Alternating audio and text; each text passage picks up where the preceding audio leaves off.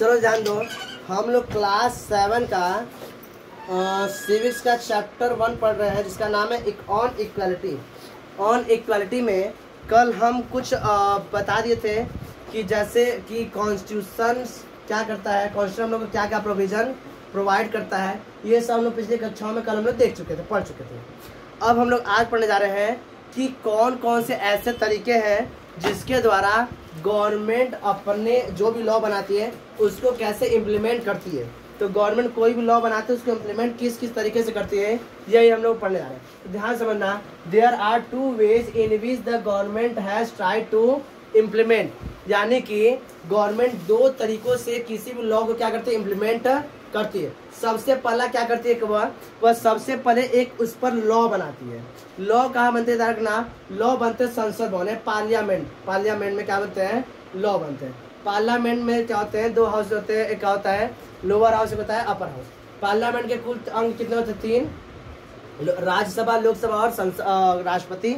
लेकिन उसमें हाउस कितने होते हैं, 2 होते हैं, एक होता है लोअर हाउस, एक होता है अपर हाउस। बस समझ रहा है। तो ये अभी हम आएगा तो हम पढ़ा देंगे, अभी हम लोग को वहाँ नहीं जाना है। अभी बस इतना समझना है कि किसी भी लॉ को इम्प्लीमेंट करने के लिए गवर्नमेंट 2 मतलब अलग अलग तरीके क्या करती है, अपनाती है। सबसे पहला उस तरह क्या बनाएंगे, लॉ बना देंगे। मान लेते हैं हमें किसी प्रकार का कोई एग्जाम्पल के तौर पे मान लेते हैं कि हमें बच्चों को क्या करना है, पढ़ाना है। क्या करना है, पढ़ाना। गवर्नमेंट क्या चाहती है कि देश का हर एक बच्चा कम से कम इतना पढ़ ले कि वह बैंक में जाए तो अपना सिग्नेचर पेन पकड़ के करे। ऐसा ना कि जाकर वहाँ पे अंगूठा मारे, भैया दीजिए कहाँ मारे, ऐसा ना करना पड़े।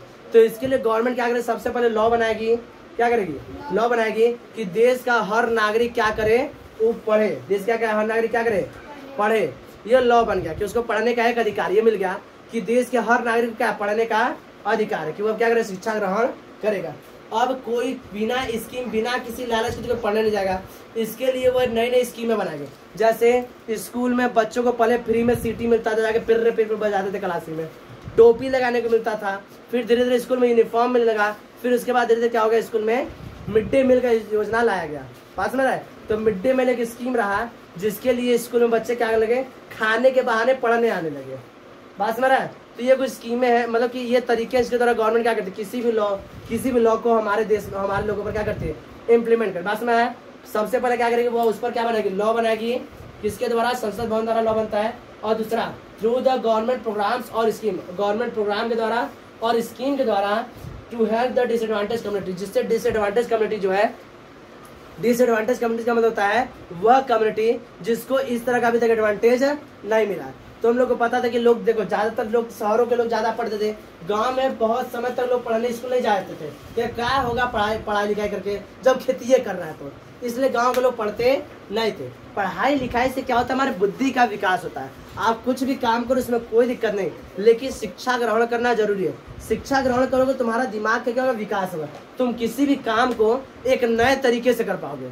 मान लो तुम कोई काम कर रहे हो तो उसको नए तरीके से उसमें नए सुधार कर सकते हो जब तुम्हारे ब्रेन का विकास हो। इसलिए शिक्षा ग्रहण करना हर पर्सन लिए क्या है, जरूरी है। बात समझ रहा है। तो पहला क्या बताओगे, what are the ways, through the laws, यानी लॉ बना के क्या करना, लोगों पर क्या करना है, इम्प्लीमेंट करना।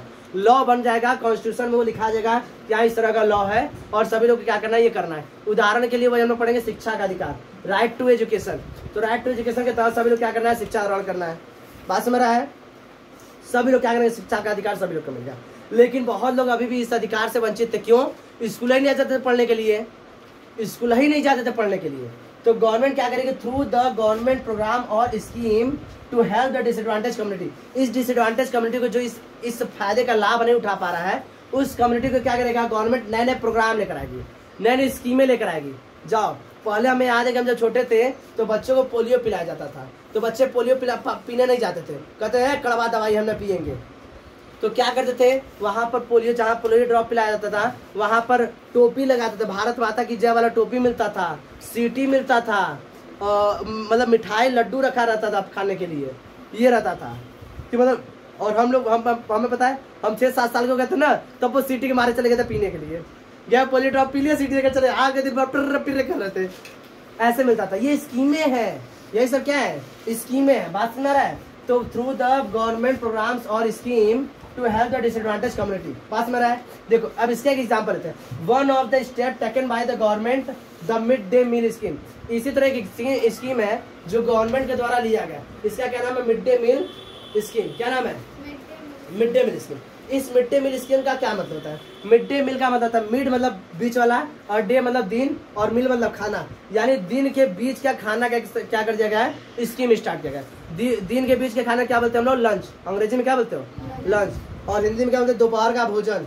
क्या बोलते हैं? दोपहर का भोजन। तो दोपहर के भोजन का एक स्कीम स्टार्ट किया किसके द्वारा? गवर्नमेंट द्वारा।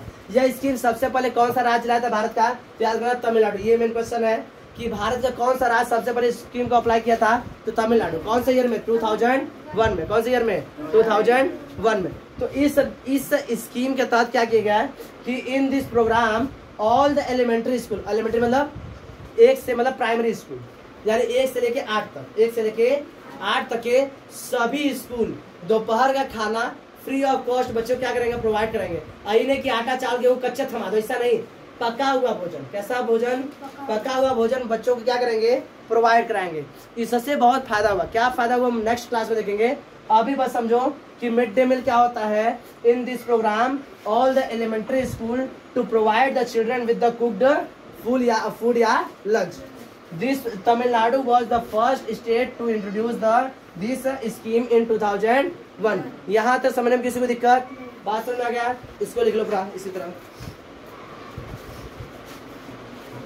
चलो अब ध्यान समझो। देखो मिड डे मील हम देखें तो मिड डे मील गवर्नमेंट मेन चाहती थी बच्चों को क्या करना? पढ़ाना। वो एक स्कीम बनाई जिसमें मिड डे मील को शामिल किया गया। मिड डे मील के तहत क्या किया गया कि जो बच्चे हैं जो स्कूल में पढ़ने आते, कक्षा 8 से नीचे तक के बच्चे, ये जब पढ़ने आते तो उनको फ्री में क्या दिया जाए? भोजन दिया जाए, पका हुआ भोजन खिलाया जाए। इसके करने से क्या क्या फायदे हुए? तो एग्जाम में क्वेश्चन आता है कि what are the advantage of the mid day meal in the elementary school. Elementary school में मिड डे मील से क्या क्या फायदे हुए, क्या क्या एडवांटेज हुए? तो यहाँ पर कुछ एडवांटेज है जो मिड डे मील से क्या हुआ? फायदा हुआ। क्या क्या फायदा हुआ? क्या बताओगे? This programme has had many positive effect. इस प्रोग्राम से बहुत से पॉजिटिव इफेक्ट देखने को मिले। सबसे पहला क्या पॉजिटिव इफेक्ट में देखने को मिला कि the poor children have begun enrolling and regularly attending the school. जहाँ पर लोग स्कूल में पढ़ने नहीं जाते थे, वह भोजन करने के बहाने ही सही स्कूल में क्या करने लगे? अपना एडमिशन कराने लगे कि यहाँ पर फ्री में क्या मिल रहा है? अच्छा भोजन मिल रहा है, दोपहर का भोजन मिल रहा है। इसी बहाने वो क्या करने लगे? स्कूल में अपना एडमिशन क्या करने लगे? बहुत ज्यादा तेज स्कूल में एडमिशन होने लगा। और तो और रेगुलर होने लगे वो लोग स्कूल में। कैसे आने लगे? रेगुलर आने लगे। ये पहला क्या मिला? पॉजिटिव इफेक्ट मिला। क्या बताओगे? कि the poor children have begun enrolling and regularly attending the school. दूसरा सबसे महत्वपूर्ण हमें लगा, दूसरा और एक चौथा बताएंगे। यह बहुत ज्यादा इंपॉर्टेंट इफेक्ट रहा किसका? मिड डे मील का। दूसरा क्या रहा कि होता क्या था कि बच्चे मान लेते कोई बच्चा आ रहा पढ़ने के लिए, तो दोपहर में भोजन तो मिलता नहीं था, और उस समय लंच बॉक्स ले जाने का व्यवस्था उतना नहीं था, क्योंकि लोग घर में पेड़ों की छांव में पढ़ते थे। वहीं पर शाम पढ़ रहा था तो वहीं पर अध्यापक जी पढ़ाते थे कुछ चीजें, तो पढ़ते थे। तो वो जाते थे दोपहर का भोजन करने के लिए घर। अब घर चले जाते थे झोला लेके भोजन करने, घर सही भी न कर दोबारा। अब मास्टर जी बैठ के जोर है, अब आएंगे बच्चे तो पढ़ाएंगे। अब बच्चे गए घर, अइबे नहीं कर रहे हैं, पास में रहे तो जाते थे घर भोजन के लिए और दोबारा आते ही नहीं थे। तो अब मिड डे मील से फायदा क्या होगा? बच्चे आने लगे स्कूल तो दोबारा घर जाने का समस्या खत्म। तो उनका अटेंडेंस क्या होने लगा? इंक्रीज होना। क्या होने लगा? इंक्रीज। पहला तो एडमिशन बहुत तेज होने लगा और बच्चे क्या हो गए? रेगुलर हो गए। दूसरा, देयर अटेंडेंस हैज इम्प्रूव। उनके अटेंडेंस भी क्या होने लगे? इम्प्रूव करने लगे। बात समझ रहा है? ठीक, आते तो सही पढ़ने, कुछ 2-4 मिला आते थे पढ़ने के लिए, लेकिन वो चले जाते दोपहर का भोजन करने और आते ही नहीं थे दोबारा। जो जाओ घर चले गए। बात समझ रहा है? तो बहुत दिक्कत होता था। तीसरा, द मदर। अब क्या होता था कि जो मदर आती थी, जो बच्चों को भोजन कराती थी, तो उनका काम क्या होता था? इफेक्ट करता था। भाई बच्चों को भोजन कराना है, सुबह खाना खिला के भेजो, दोपहर में फिर आएंगे फिर खिलाओ। तो इसमें मदर का जो मदर आती थी, माँ आती थी, उनका काम में रुकावट आती। क्या आती थी? रुकावट आती थी। The mother who earlier had interrupt their work to feed their children at home during the day. ये डे टाइम में जो उनके काम में क्या होता है? रुकावट आती, बाधाएं आती थी कि अपने बच्चों को भोजन कराना है। अब इस समस्या का क्या हो गया? निवारण हो गया। मतलब एक तीर से कितने शिकार कर दिए गए? क्या हुआ, स्कीम एक और फायदे अनेक। तो इस तरह का ये काम निकल के आया। और क्या हुआ, तो ये क्या होता है, अब इस सारी समस्या अब मदर के लिए समस्या नहीं रही। मदर का भी क्या हो गया, छुटकारा हो, चलो बच्चे क्या हो गया, स्कूल में मिड डे मील से अब खाना खा लेंगे, उसमें कोई समस्या नहीं है। अब ये वाला चौथा प्रोग्राम क्या रहा, ये बहुत ही अच्छा रहा। इससे क्या हुआ, देखो ध्यान से, this programme has also help to reduce the caste prejudices. Caste prejudices का मतलब होता है, देखो अभी हम लोग पढ़ाते इक्वलिटी, तो मतलब कास्ट के बेस पर क्या होता था, हम लोग के साथ डिस्क्रिमिनेशन हो जाता था। लेकिन मिड डे मील के तहत क्या हो गया, हर कास्ट का व्यक्ति का बच्चा एक साथ बैठ के खाना खा रहा है।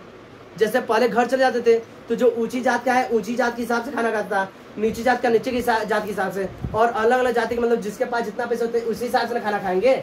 तो कोई दाल रोटी खा रहा है, तो कोई नमक रोटी खा रहा है, तो कोई मस्त पूरी सब्जी खा रहा है, इस तरह से। लेकिन अब मिड डे मील आने से हर पर्सन एक तरह का भोजन, और हर एक कास्ट का व्यक्ति क्या कर रहा है, एक साथ खाना कर रहा है। क्या कर रहा है, एक साथ। अब बच्चों के बीच में अगर ये होगा, क्योंकि बच्चे भगवान का रूप होते हैं, उनको ये नहीं पता कि वो किस कास्ट का है, वह किस धर्म का, उनको अभी तक ये नहीं पता नहीं था।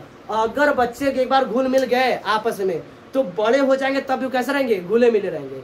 उनके मन में अब यह दोबारा कास्टिज्म, उनके मन में डिस्क्रिमिनेशन नहीं आ सकता।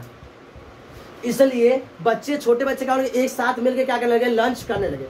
इससे कास्ट प्रेजुडिशन क्या होगा, धीरे धीरे कम होने लगा।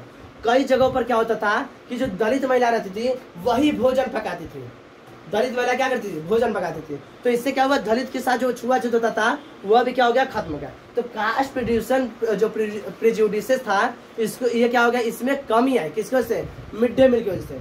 बच्चों के अंदर जो लोगों के अंदर जो एक तरह था कास्ट के हिसाब से डिस्क्रिमिनेशन करना, वो क्या होगा, धीरे धीरे कम लगा। सारे बच्चे एक साथ बैठ के दरी पर खाना खा रहे हैं, तो अच्छा एक तरह से क्या होगा, कास्ट जो डिस्क्रिमिनेशन है वो धीरे धीरे क्या होगा, होने लगा, खत्म।